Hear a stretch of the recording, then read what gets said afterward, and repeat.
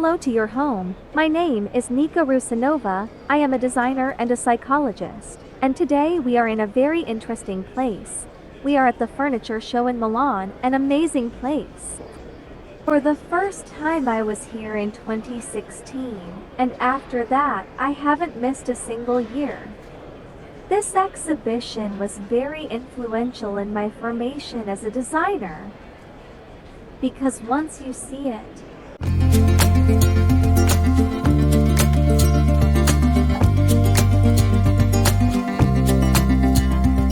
you don't unsee it anymore.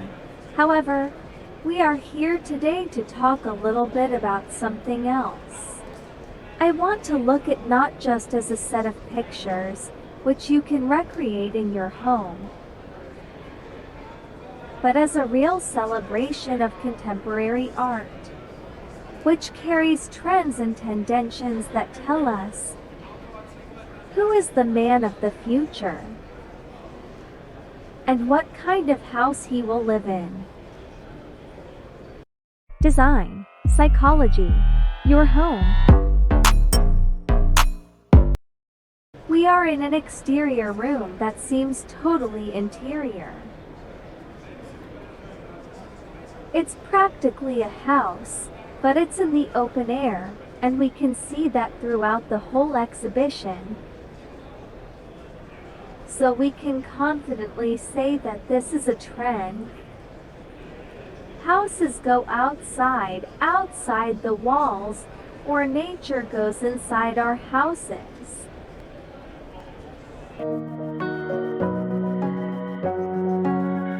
Now I'm going to show you perhaps my favorite stand at this exhibition.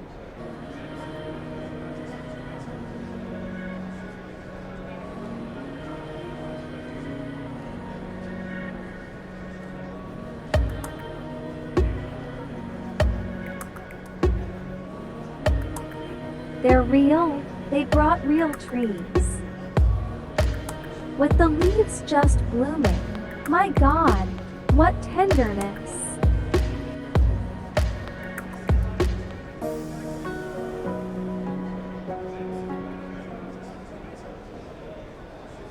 There's nothing special here, but this idea to put a home interior on the lawn.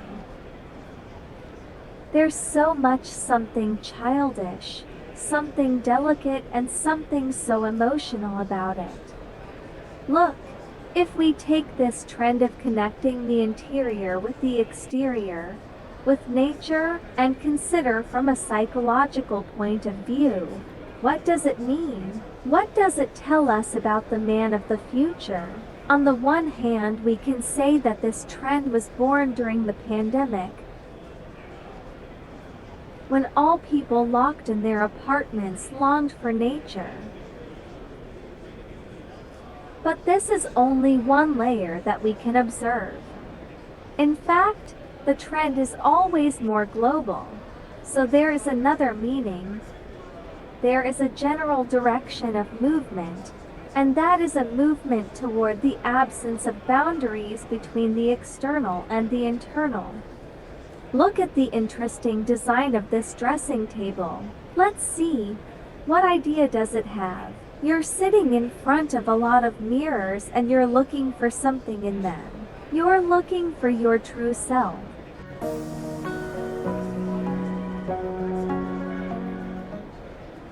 And guess where I've brought you again? Of course, to show the absence of boundaries between the outside and our home. One of the main fears of modernity is the fear of total control. The internet, modern technology, social media. People are very worried about the fact that almost everything has become under control. But look what the trends of modern design and interiors are talking to us about. They say that there is a way out, and the only way out is not to hide anything. Not hiding anything means to be the same inside and out, to say what you think, to do what you say. That is the image that is being transmitted to us as the image of the man of the future. And we would really like to hope that we get there. Oh, guys, it's a dream to look at the stars on a bed like this.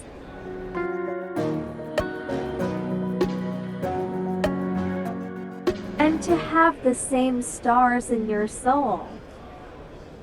I want to point out once again that all this crazy amount of greenery, which turned out to be on the stands, is real. Even the lawns are real. I almost did not see plastic this year. Plastic is only like the part of furniture, as a strong, lightweight, and durable material for many years. In modern design, we can observe an almost total absence of corners.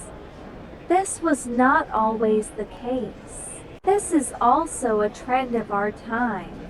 Now it just seems very beautiful and welcoming to us. But what does it really mean? What does it tell us as about the person of the future who will live in these interiors? Certainly a small degree of conflictness, if not the absence of it at all.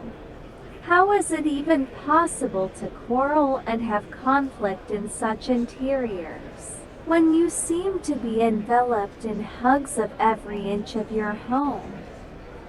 Notice the total absence of corners. No aggression. Design always speaks to us about something more. The design of the future asks us with all its forces and forms to be peaceful.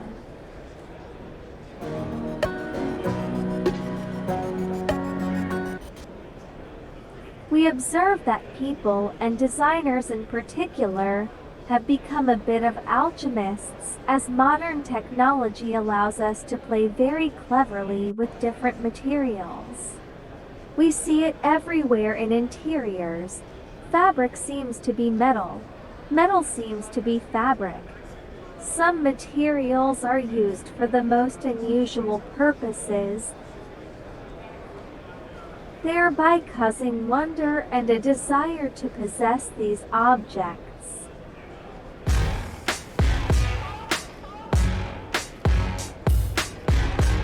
I like this light fixture. Why is that? Because it's a don't know what. What is it? The combination of different materials in a completely absurd form. By the way, very often people ask, so how do you mix these weird obscure things in a modern interior to make it look cool? Via the extreme nobility of other surrounding materials.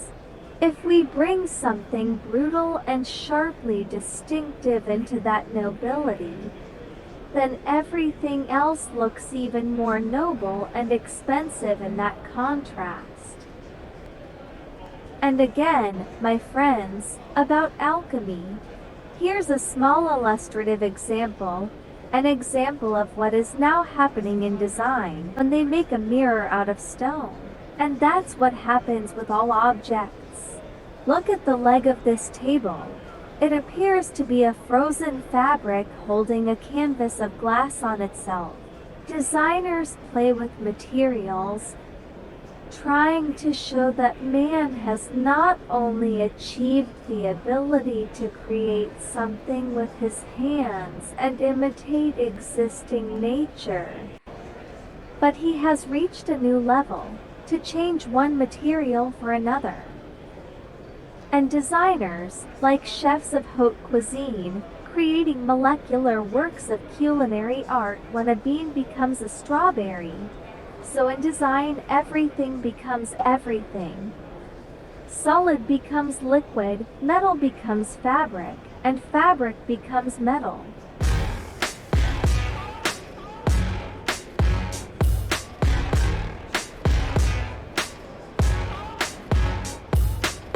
I love the quality of this table.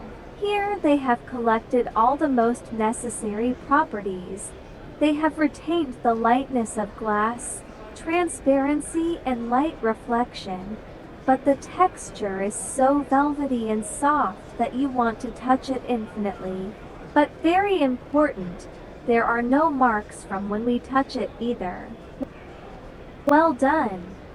This is one of the most popular bed styles at this year's show. It's the one we see most often. What to look out for? Fabric textures, again, rounded shapes. Fabric bases so you don't have to beat your feet. Comfort is paramount right now. And another interesting point is that almost all of the beds are low, in an oriental manner. And this oriental trend again connects us to nature, gives us some grounding.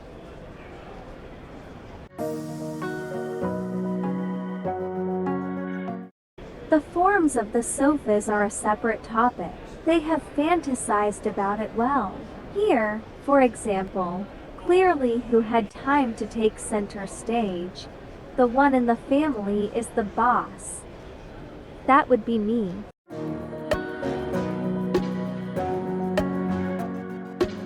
The purpose of modern design, no matter how you look at it, is more and more practicality. But it is important to make it completely invisible. Look, all the covers are removable. And so, while keeping the unusual shape, practicality always stays with us. This is how a modern home should be. The interiors of the future are definitely aimed at the high sociality of the people who will live there. And it's not even that we will live in large groups. No, there's the opposite trend. But the fact that our homes will always have guests, as evidenced by the soft zones, sofas, which are less and less in front of the television, but more and more create a circle in the center or a square. Well, in general, an island of communication.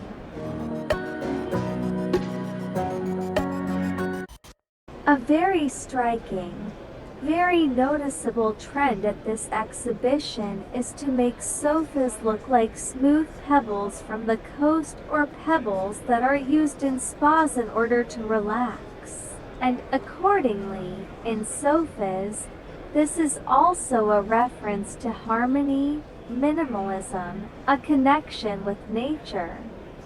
Because that's what a sofa is generally about. It's about relaxation. But it's also a funny play on meaning. What we certainly don't expect from a sofa is the structure of stone. I've already touched on alchemy a number of times, and once again we find this play on materials, wood that flows like water. And again, the total absence of angles. We are moving towards peace, my friends, towards peace. And here is an interesting trick, which is also often found in different companies. When stone legs are included in the wooden tabletop and remain stone on top. You can clearly see from the pavilions created at the exhibition that open spaces that flow from one to the other are relevant. This has been a trend for the last few years, and we have just discussed that the person of the future will be very social, very focused on communication and friends. However, there is a different trend in the choice of where to live. A shrinking of the unit of society, a shrinking of the family. We no longer live with aunts and uncles or lots of brothers and sisters. Unfortunately or fortunately, we'll not judge here, however. This is a clear trend in our society, and accordingly, all the space we have inside our home belongs only to us. In this way, we can separate the functions of the different areas while keeping all the air and all the light of the whole apartment or the whole house observing it from one point or another. Let us ponder with you. What is the difference between the design of the present and that of centuries before it? After all, beauty has always been with man, it was not born today.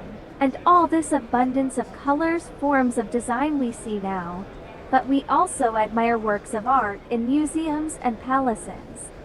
But have you ever wondered what the difference is? If previously the highest point of beauty was considered the mastery of reproduction of nature, all the beautiful things that one can notice in the outside world and transfer into one's home, into one's existence, now the other is at the forefront.